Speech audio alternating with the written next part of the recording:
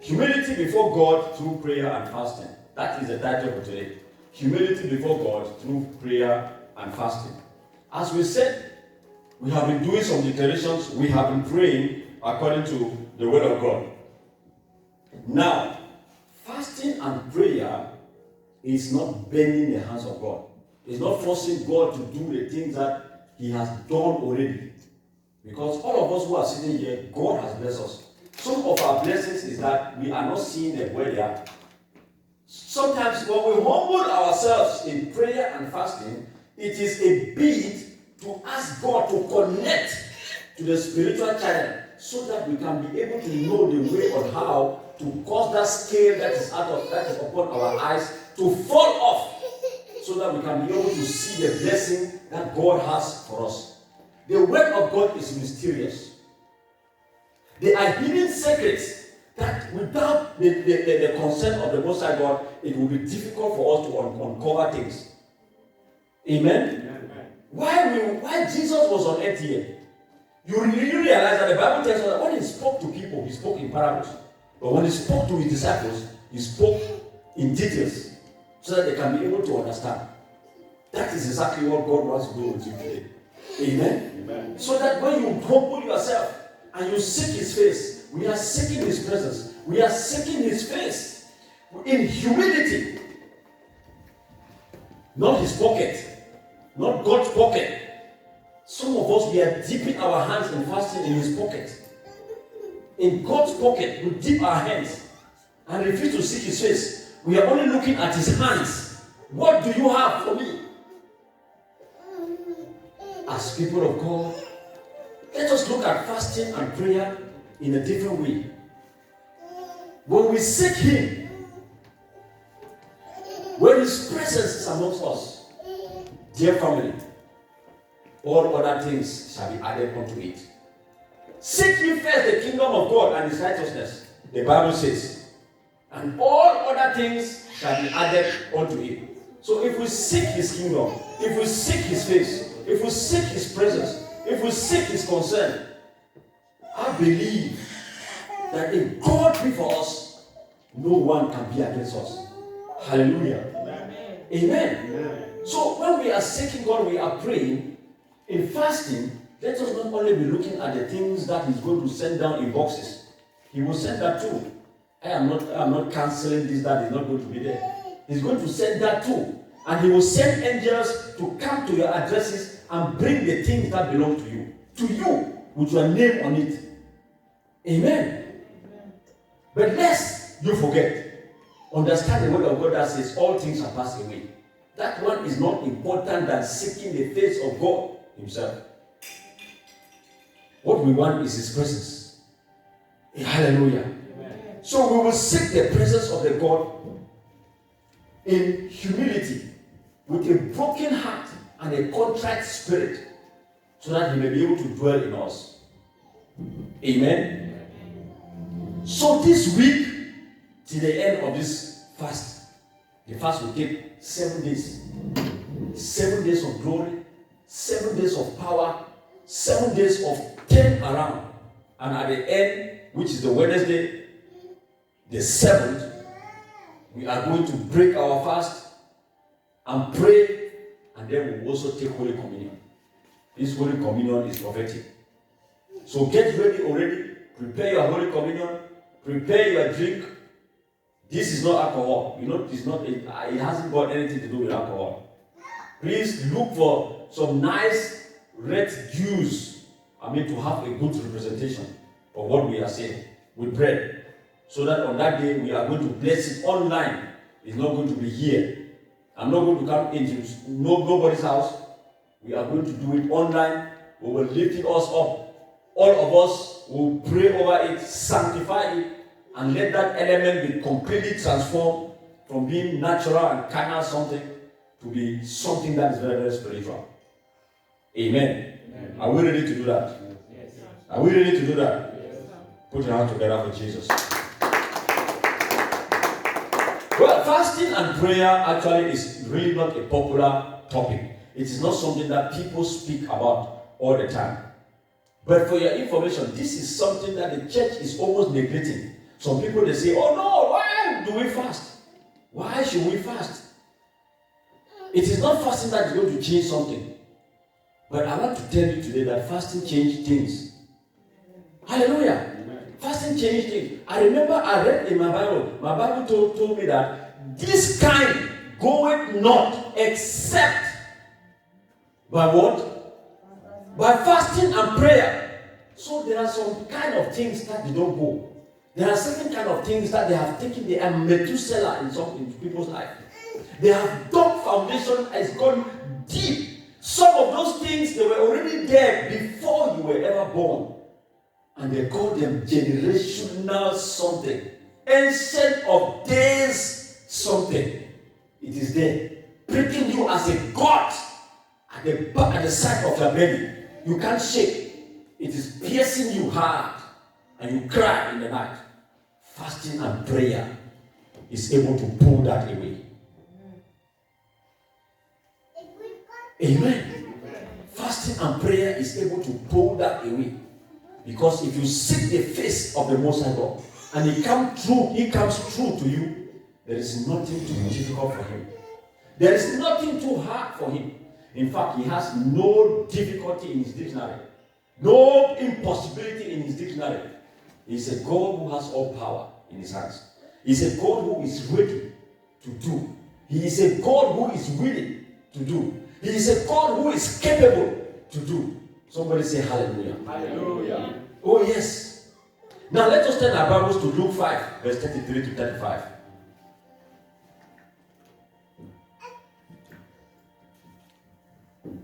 Luke 5, verse 33 to 35. Now fasting is a huge topic. It's not a small thing. I will not tell you that when I speak about fasting and prayer, I have finished fasting and prayer. No one can finish it. It is a huge topic. I'm only going to do some small scratch and to bring to your knowledge some important things that you must know about fasting, and then things that you must know what happened in the word itself. So it's not a small topic. People fasting. It is not only you who is fasting. Brothers and sisters are fasting all over the world. People fasted before you. Jesus Christ, who is our master, the one that we pursue, the one that we follow, the one that we step after, He also did fasting. So you must come to that place of understanding. And He is the one who made this word, who made this statement, that this kind cannot go except by prayer and fasting. He is the one, which means that He recognized that fasting and prayer has some potency that is powerful, that it can destroy yokes and it can take off burdens from us.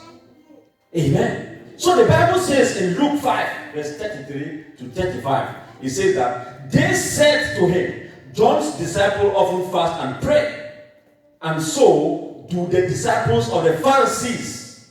And no one of us will know who the Pharisees are. Those cunning people that goes at the backside. Those people who are very, very legalistic. Those are the Pharisees, the Sadducees, who at times they want to challenge the Master Himself, Jesus Christ. So he says that, and so do the disciples of the Pharisees. But yours go on eating and drinking. Jesus answered, can you make the guests of the bridegroom fast while he is with them? But the time will come when the bridegroom will be taken from them. In those days, they will fast. So the disciples, they were challenging the Pharisees, they were challenging Jesus' disciples that they don't fast. They don't do this, they don't do that. But Jesus was answering them and saying, the bridegroom is here. Jesus Christ was a bridegroom. He says, I am here. Why should I fast? Why should I be hungry? When I am here to supply everything. In those days when Jesus Christ treaded this planet Earth, the Bible tells us that when He goes to every place, Jesus Christ was good. He had compassion and He healed people from all kinds of diseases. He was a friend to everyone, even the sinners, even the tax collectors. He was a friend. He was doing good. Why should they fast? Because they needed all these things. Why should they fast? He goes and preach the gospel. He taught people on how to live. Why should they fast? When they matter, the thing is there with them. Why the man is there with them? Why should they fast? But ladies and gentlemen, this is the time that he was saying. They will fast when the bridegroom is no longer with them. Today, Jesus Christ has left this planet Earth. He is no longer with us here physically. So, you and me need to fast. Say, I will fast. I will pray. I will humble myself. I will meditate. I will read the word of God. Oh yes. You don't do that, you are only undergoing what we call hunger strike. Now, people fast. There are different kinds of fasting. If you fast, you don't pray, you don't meditate the word of God, you don't read the Bible, you don't make positive spiritual declaration, you don't, then it is just like you want to lose weight. And it has nothing to do with spirituality. It has nothing to call God forth. You are doing that for something.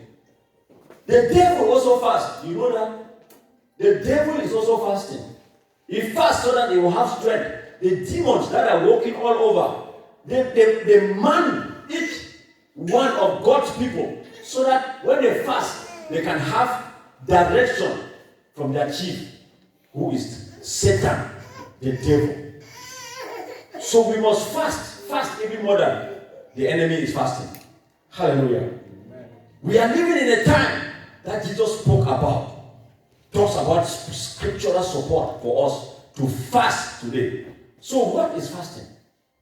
Fasting by its pure definition is to abstain from food. You abstain from food. Sometimes we say we are sick. Yes, we take medications. That is true. We have some conditions. We are young people. And so it's difficult for us to fast. The Bible calls us as children of God. It says that when you fast, it didn't say if you fast.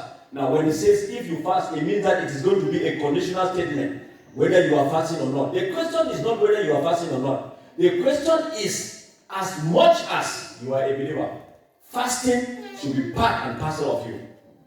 Amen. Amen. So it is when you fast. So most of the time, when you are under medical conditions, we said this already along the line, it is difficult for you to fast, especially if you consult your doctor says no, you have to be eating. Of course, we know that before you take medications, you have to eat. That is true. You need to eat. But then, you must also be in, especially this kind of corporate fasting that we have called, you must also be in line in the spirit with the fellow brethren by doing what? Connecting in prayer, joining the prayer that we lift up in the evening, and in spirit by your own self. And not that, there are other things that you can fast also apart from food. Most of the time, we engage in social media, we engage on television, we engage in some other things, in talking on telephone for a long while of time. If you know you don't want to fast, you don't want to abstain from food because you are sick, it is okay. It is good because you are taking medication. It is good. That is okay. But then there are other areas that you can also engage in. You engage cutting down the telephone calls that you make, cutting down the number of calls, cutting down the number of conversations that you do have is going to help you. Cutting down the social media that you enter into. When you enter, you plunge into social media. Social media, they have their own strategies. There is no business without strategy. Now, when you enter into social media, from one, that one will connect you to another one that is better than the one that you saw. And then before you bleed, it is connecting you with another one again. Hey, this one was also here. Before you notice, it is so you can spend the whole of your time sinking into the thing, digging into the thing, and you are shaking your head, you are nodding. Sometimes you shout, hey, this thing happened. It is eating your time. That is the trick of the devil. The devil cannot be more than you. The only thing that the devil can be above you, it is when you are not reasonable. It is when you don't have the wisdom of God that is pure. And the devil uses deception to kill you and to destroy you small. So what am I saying? So during this time, it takes a whole lot of time. All of us, we have 24 hours that have been placed in our own hands. That is the gift that God gave to everyone from the day you were born. No one is poor. No one is rich more than another one. When it comes to time, all of us, we have 24 hours in our hands. Hallelujah. Somebody. Amen. We have 24 hours. But why is it that some people, they are more intelligent than others? Why is it that some people are more richer? Why is it that some people are more spiritual than others? Why is it that some people pray more than others? Why is it that some people quote the scriptures more than others? It is a use of time. The enemy knows that this is a valuable quality that God has given to you, and it's a wonderful blessing. So when he steals this blessing, it will leave you empty. When you go into social media, you converse and gossip. What do you get out of it? How much knowledge is imparted upon your life? Am I talking to somebody today? Yes. Don't keep quiet on me. I know it's pinching. But in this our time and in our dispensation, these days, these are the kind of message that we need to hear. So fasting is not only fasting, sleeping on your bed and say, oh, hungry. But it is asking to do something. You sing songs of praise unto the Most High God. You sing spiritual songs and hymns unto Him. When you do that, and you call forth the angels, they can be all around you. The Spirit of God is all hovering around you. You feel that you are gingered, you yourself. Amen. So cut those things down. Cut them. Now, even the children, they need to fast too. Remember the days of Esther. Esther said, go, Mordecai, call all the Jews. The animals, they have to fast. How many of us have animals here? If you have animals, if you have a goat,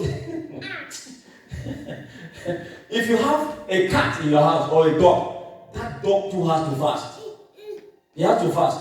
And all these children here, they also need to fast. Now, say, hey, minister, why do you say, how can children fast? Calm down. I'll tell you now. The Bible says what? Teach a child the way the child should go. So when the child becomes like me, grow up, he or she will not depart from it. Is that not the case? So if you don't teach the child fasting, how will the child know that fasting is good? How will the child, when the child is grown up, you say fasting, you say, what are you saying? Be bitter. In German, that is what they will ask you. So you have to teach them. Oh, Mama, why are you not giving my candy today? Hey, look, this candy, you have to fast this candy. At least the child is hearing about that. This candy, you have to fast this candy. The child will know, okay, fasting means don't eat certain things. Something is ringing in the child's head, and it's already seed that you are dropping. With this seed, the child will begin to grow up. Will begin to grow up with it. So one day when the child comes of age, and you say, oh, we are fasting today, he will not say, The child will automatically understand that fasting means that we need to get away from certain things, from certain distraction. Then we need to enter into another sphere that is called spiritual realm and knock the gates of heaven. Open the gates of heaven for rain to fall. The child will know that. So the parents have this responsibility. When you say don't eat this candy, and then that time that the child was supposed to be opening the candy, the child was supposed to be taking the candy and be eating, and you say we are separating right now. We pray, we lay hands. We say we need to pray. This time we are not eating candy. Don't mind. Let us pray to God. Because tomorrow, tons and tons of candy will come. Because He will bless us as a result of this. So let us pray. Be on our knees. Let us pray. Let us lift our hands. We need to be teaching them all this. So when they grow up, they will not depart from it. When they grow up, you will not break them. I'm not only talking about little ones of age. I'm also talking about old ones that are still babies in Christ. That they are still drinking milk. Fasting is not something that you just jump into it 100 with your whole body. You take steps. You take baby steps. And you move one step after another. If you want to take big steps, you will not get there. You move one step. I want to encourage somebody today that has never fasted before. That this thing is not killing you. This thing is helping you. When you come out of fasting, you will never remain the same again. Hallelujah. If you do it and do it properly, it doesn't matter whether you are a baby Christian. It doesn't matter whether you are a mature woman and man in the Christianity sphere or whatever. But one thing that I know, when you step into it, you will not remain the same. Something will have changed. Hallelujah. Baby Christians, what do you need to do? You need to start by cutting your breakfast. You are getting into it one. If you are serious, I tell you, the Spirit of God will do wonders in your life. Only without breakfast that you cost. Then you lost. Do you know how much time it takes to prepare breakfast? How much time it takes? Some people they eat differently. If I'm eating, I eat slowly, very slowly. Especially when I was a very young people like these ones. My grandmother would always come and say, hey, when you are, because we always eat with my brothers and sisters in one bowl. So when they are eating, you two should be eating fast. Even till today, if I eat anything fast, I feel pains on my jaws. I don't have that kind of strong jaw like that of a lion that crush things. No. I like simple, easy things. Amen. So, what am I saying? I'm saying that to prepare breakfast and then sit again and eat. This time we abstain not only because we don't have food, but because we have the food, they are in our fridge. We say, hey, stop! I have something that is important than food. Man shall not live by bread alone, but by every word that proceeds from the mouth of God. Shall you live? Shall you live? Shall all of you live? One by one. By those words. They are spirit and they are life. They are things that can regenerate you. Food cannot take you to anywhere. Adam and Eve, they were deceived in the Garden of Eden because of food. And when the second Adam came, the enemy came again. You know the enemy does not change his tricks. They have the same thing. And yet, believers will fall all the time in those same tricks. What new trick do the enemy have? They are all the same thing. And the Bible tells, God says that the word of God is a mirror and everything is there. We fall prey in those things is because we don't go to the mirror to see ourselves. And James tells us that when we even see ourselves, the moment we get out of the mirror, we forget who we are. We forget how we look like. Or if we see ourselves and we rehearse some few statements, we go about pronouncing, speaking. And the Bible tells me that in the Message Bible, that you speak like somebody who is only hot air that comes out of the mouth. It doesn't have any substance. When you speak, the Bible says that do. Don't only speak. Do the word. So when you come to that place where you can concentrate on the word of God, that is what is going to transform your lives. That is what is going to turn your life all around. That is what is going to give you the power that you need. The time of glory, God's glory will shine upon you. He will descend His glory upon you. And your life will never remain the same again. That food that you have eaten that one time, that time that you spend will go and bring multiples. This is a time of multiplication. Amen. Hallelujah. The Lord says it's a time of multiplication for somebody. Amen. He is multiplying you. Amen. There are many areas of your life that the Lord needs to multiply. Amen. As you fast this time, amen, the things you are believing Him for, it shall not be as usual. It shall not be like last time. Amen. It shall be multiplied. Amen. Hallelujah. Amen. Somebody. Hallelujah. Oh yes. I just think that maybe we are going to stop very soon. We are going to end this message very soon. But as we said, it is seeking God's face and nothing else but God. Amen. That is the ultimate.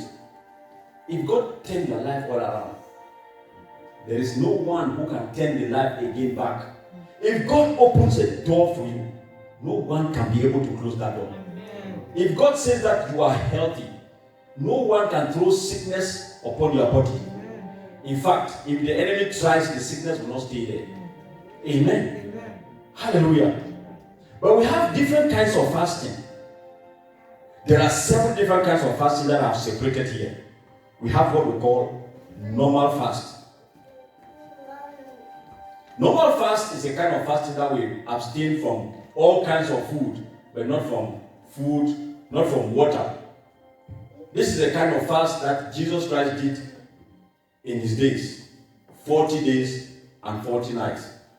Because the Bible tells us here, it says that after fasting 40 days and 40 nights, he was hungry. Jesus Christ was hungry. And that is the time that the enemy comes.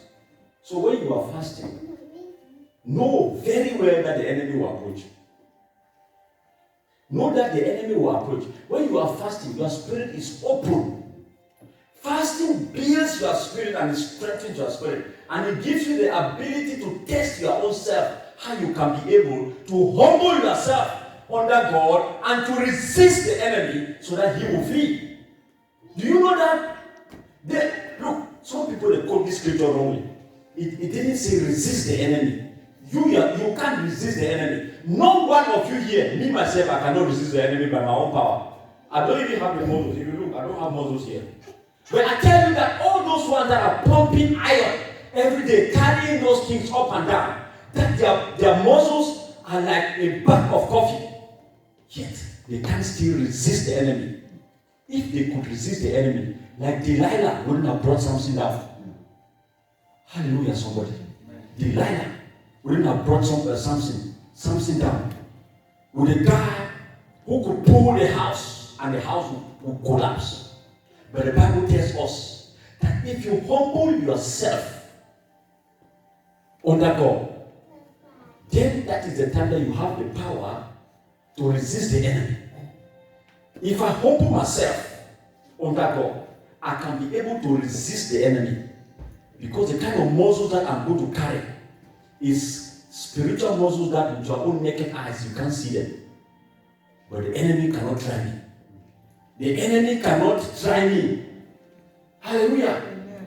So when we humble ourselves under him, it means that he is sitting on us. In Acts, the Bible tells us that the Spirit of God, the fire that came into the house in the day of Pentecost, he sat each one on them. So if the Holy Ghost sits on me, who can come and try me? So before you have to try me, you have to do what? Now, I am in the Holy Ghost. The Holy Ghost is in Jesus. And Jesus Christ is in God. Wow. So when the enemy comes, you have to first of all attack the Holy Ghost, which is not possible to pull him down. If peradventure, hypothetically, you pull the Holy Ghost down, you have to face Jesus Christ. Jesus Christ will remove a naked and a flaming sword. It is not possible. Because of hypothetical clarification. If he puts Jesus Christ down, then he will meet now the I am that I am. If he can succeed to do that, that is the only time that he can be able to touch Isaac. And which all of us, you and me, will know that these are impossibilities. It has not happened before. And it is not today that it's going to happen. Yeah. So if you humble yourself before God, God will fight the battle for you. Amen. God will fight the battle for each one of you. Amen. Hallelujah. Amen. And if God fights for you, what will happen next? It is only victory. Amen. So now what is the trick? What is the strategy in it? Humble yourself. Be humble. Humble yourself before God, and He's going to do wonders in your life. Amen. Can somebody shout hallelujah? Hallelujah. Hallelujah. Did somebody receive something today? Let us end here. Hallelujah. Put your hands together for Jesus. Amen.